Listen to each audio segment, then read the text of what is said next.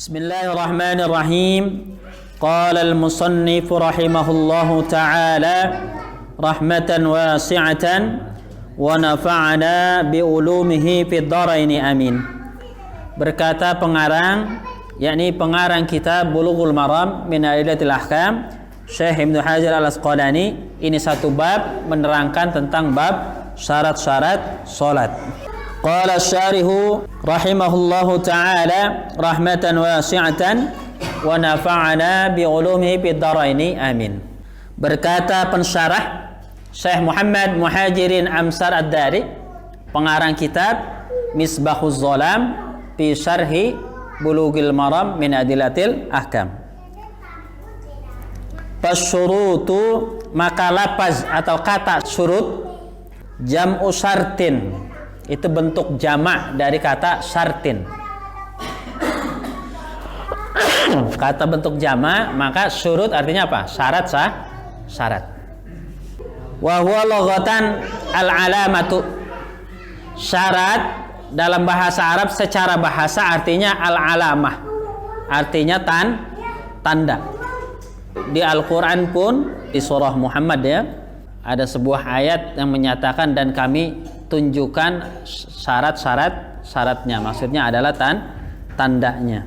Di antaranya yaitu berkenaan dengan tanda-tanda hari kiamat. Wa minhu asratus saati, dan daripadanya yaitu tanda-tanda hari kiamat. Nah, asrat di situ adalah apa?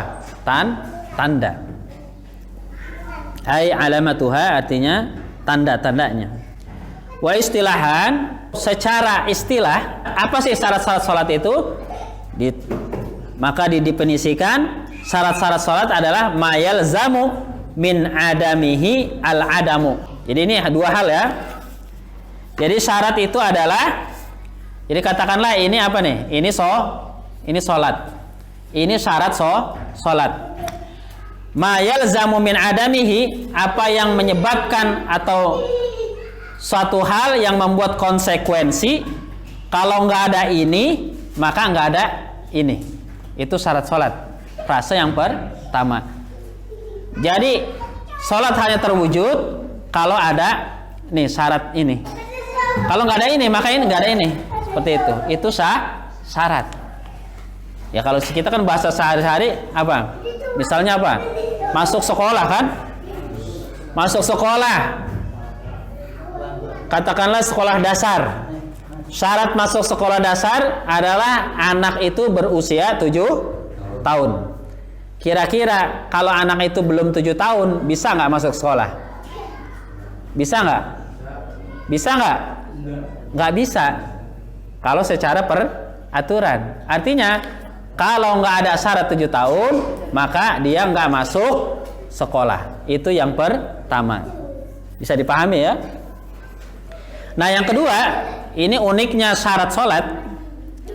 Wala yalzamu min wujudihi, akan tetapi, ini syarat sholat tadi ya, akan tetapi tidak mesti kalau ada syarat sholat wujudun, ini harus terlaksana, wala adamun lidzatihi. Begitu juga tidak mesti terlaksana karena ada syarat. Apa misalnya? Syaratnya sholat itu harus apa? Harus apa? Harus suci. Sucinya dengan apa? Dengan wudu maupun tayamum.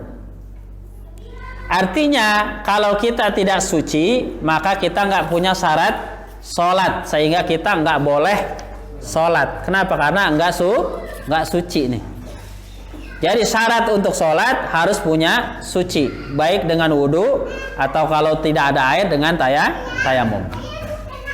Itu frase yang pertama tadi tuh, mayal zamu min adamihi al adamu.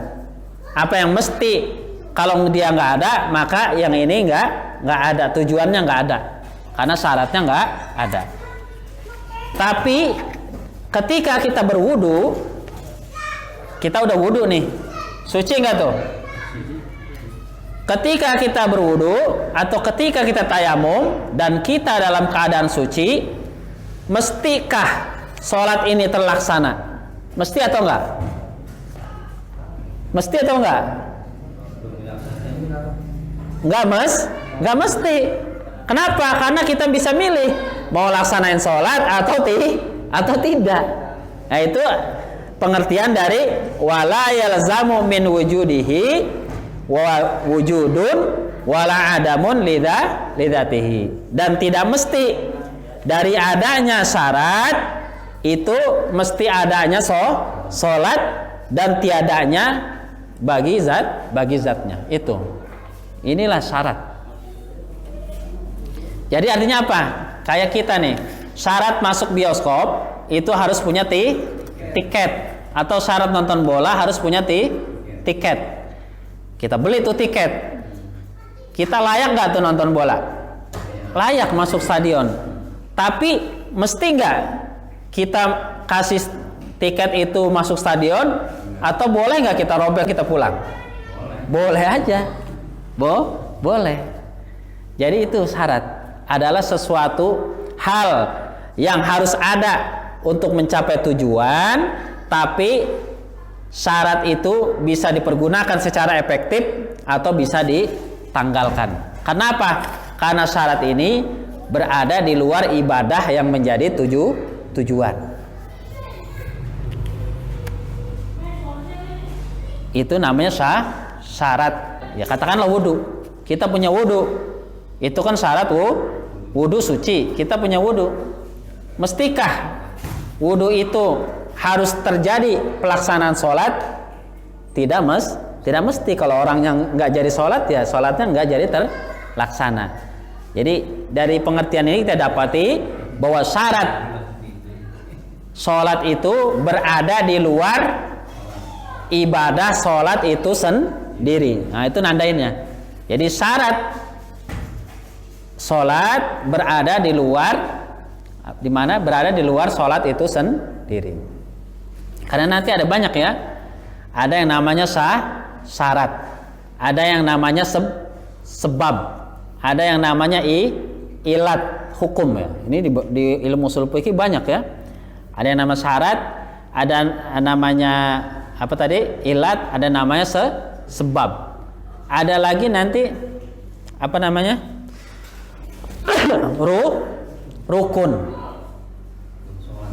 sholat. Ini kita harus paham, agar kita bisa membedakan. Kalau rukun sholat itu adalah sesuatu yang harus ada, tapi dia di dalam ibadah, di dalam sholat. Makanya rukun sholat itu ada berapa?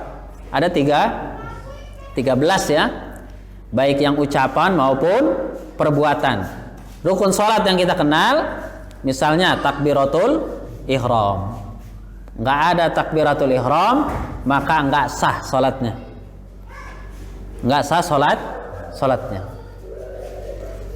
Karena dia sesuatu yang nggak boleh ditinggal di dalam ibadah itu sendiri. Jadi bagian ibadah itu sendiri. Sementara tadi syarat sholat itu di luar ibadah sholat. Jadi ibadah tersendiri ya, seperti wudu ya. Tapi tanpa ada wudu juga atau tanpa suci kita nggak bisa sholat. Meskipun adanya wudu, tidak mesti sholat itu terlaksana atau tidak terlaksana. Nanti ada lagi yang namanya sebab hukum. Apa itu sebab hukum? Sebab hukum adalah sesuatu atau variabel sesuatu yang menyebabkan hukum itu terlaksana. Nah nanti ada lagi bahasannya ilat hukum. Perbedaan ilat dengan sebab hukum adalah kalau ilat itu bermunasabah atau bersesuaian dengan petunjuk Al-Quran dan hadis. Sementara kalau sebab itu tidak mesti bersesuaian dengan apa? Tujuan Al-Quran dan hadis. Apa contohnya? Misalnya contohnya apa? Ilat hukumnya apa? Ya tadi ya, ilat hukumnya khamr itu kan karena merusak pikiran. Dan itu sesuai dengan ayat Al-Qur'an yang mengatakan bahwa innamal khamru wal maisiru wal azlamu ridsum min amali syaiton fajtanibuhu. Seperti itu. Ya memang ada ayatnya. Nanti ada lagi sebab hukum yang enggak berkaitan dengan apa? Yang enggak berkaitan dengan ayat Al-Qur'an maupun dengan hadis ya. Kayak misalnya seperti apa? Seperti apa? Sebab hukum orang itu membayar zakat. Pertama, dia harus punya harta yang nisab hartanya itu sesuai dengan nisab emas. Maka dalam setahun dia harus keluarkan zakat mal dari emas tersebut. Itu kan sebab ya. Nah, sebab nisab tersebut, orang kalau kaya dia punya barangkali. Tapi kalau dia nggak kaya dia nggak punya. Ya, seperti itu. Jadi nanti ada ilat, ada yang namanya ilat juga ada yang namanya sebab ya seperti itu.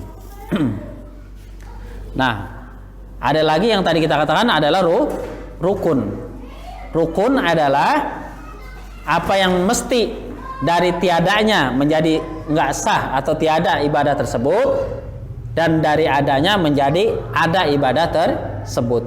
Kayak tadi, sholat nggak ruku, nggak sujud, maka sholatnya nggak sah karena ruku dan sujud adalah rukun atau bagian yang nggak terpisahkan dari sholat itu sendiri.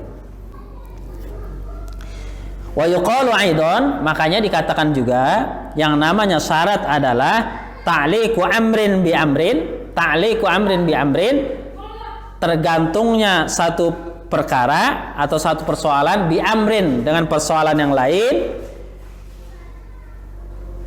kullun minhuma fil mustaqbali, yang keduanya itu terjadi di masa depan. Jadi nih, kalau mau ada sholat harus ada wudu, dan itu pun terlaksana di masa ketika keduanya ini apa? Ada, maka terlaksanalah sholat. Tapi kalau misalnya punya wudu aja dan dia nggak laksanakan wudunya, itu juga nggak terjadi sholat. Itu syarat ya. Jadi syarat itu faktor penentu tapi tidak menentukan bahwa suatu pekerjaan selesai. Begitu itu.